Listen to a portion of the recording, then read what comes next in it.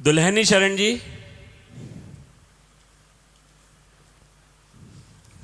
जय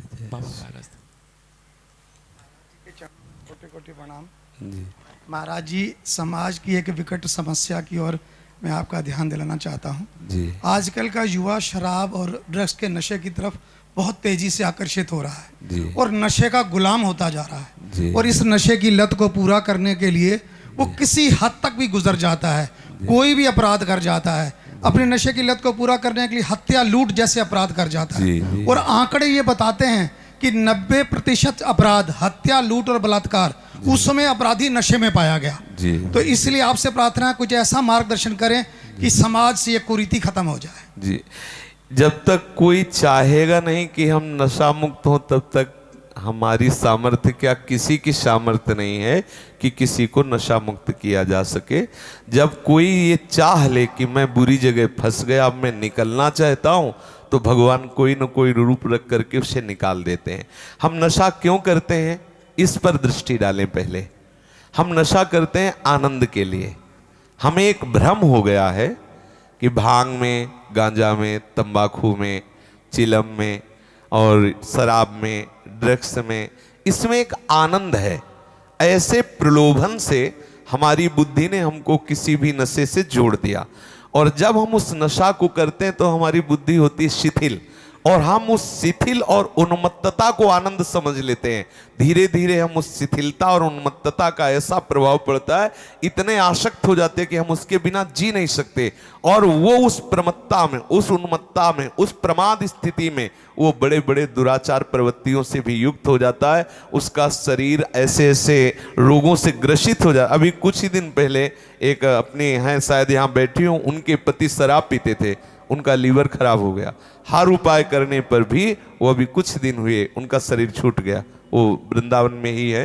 तो अब हम क्या करते हैं कि हम आनंद के लोभ से नशा करते हैं, और नशा हमारा सर्वनाश कर देता है।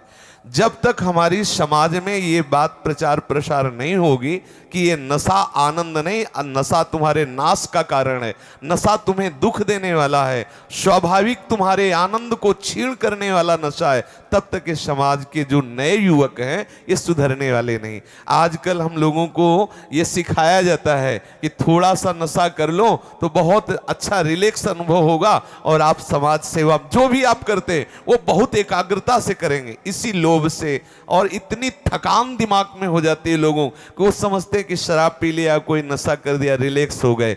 जब तक भगवान की शरण में नहीं होंगे, जब तक शास्त्रों का स्वाध्याय नहीं होगा, जब तक वो किसी संत महात्मा की आज्ञा के अनुसार नहीं चलेंगे, तब तक सच्चे आनंद का परिचय नहीं होगा। सच्चे आनंद का जब तक परिचय नहीं होगा तो ये झूठी बातें कभी नहीं छूटने वाली। इसीलिए लोग गंदी आदतों में फंसे।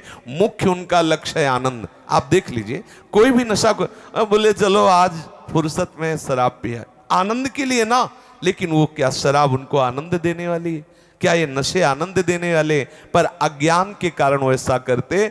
जब तक उनको सत्संग नहीं मिलेगा और जब तक वो स्वयं नहीं छोड़ना चाहेंगे, हम ये जानते हैं कि हम ये कर रहे हैं लेकिन बुरा है, इसे छोड़ना चाहता हूं, तो उपाय है। जब वो उसे छोड़ना ही नहीं चाहता, उसे गुण मान लिया है कि ये हमारे आनंदित होने का, हमारे विश्राम का, हमारे रिलैक्स होने का उपाय है, तो कोई नहीं छुड़ा सकता है। इसलिए हमें लगता है कि पहले उनको सत्संग मिलना चाहिए, वो इस बात को समझें कि मैं गलत आचरणों में हूं, मुझे छोड़ना चाहिए गलत आचरण, फिर वो छोड़ सकते हैं।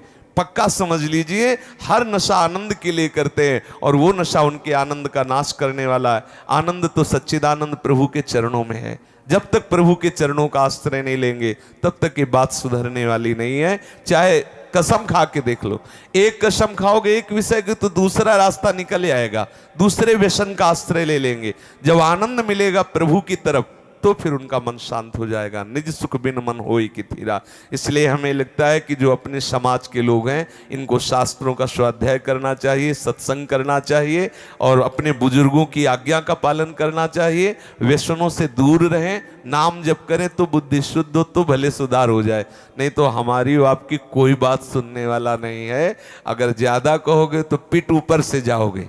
हाँ, वो मानने वाले नहीं है, क्योंकि उनके अंदर ये धारणा बैठ गई है कि रिलैक्स होने के लिए, आनंदित होने के लिए ये व्यसन जरूरी है। जी।